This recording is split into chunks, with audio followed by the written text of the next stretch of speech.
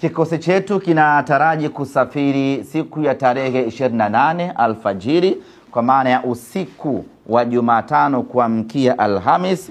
Tutaondoka na shirika la ndege la Egypt, kwa maana Egyptian Air, na itakuwa ni safari ya moja kwa moja takriban masaa 5 kutoka Tanzania mpaka Cairo, na tutatoka Cairo kuelekea katika mji wa Ismailia kuweka kambi yetu hapo, tukisubiri kuelekea Suez Canal, katika mji ambao tutachezea mchezo wetu dhidi ya Al Masry.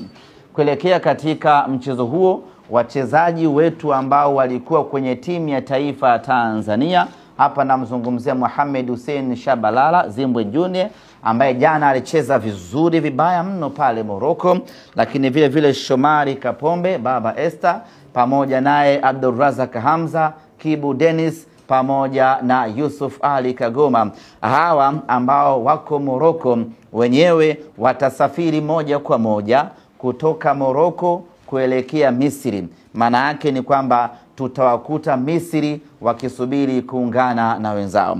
Lakini wachezaji wengine ambao walikuwa kwenye majukumu ya timu zao za taifa, hapa namzungumzia striker refu kuliko goli Steven Desemukwala, pamoja na Musa Pinpin Kamara Spiderman, ambao wenyewe walikuwa na kibarua nchini Uganda. Tayari wameshawasili Tanzania asubuhi ya leo. Moja kwa moja wanaingia kambini na watakuwa sehemu ya msafara kuelekea Misri kwenda kwenye mechi yetu dhidi ya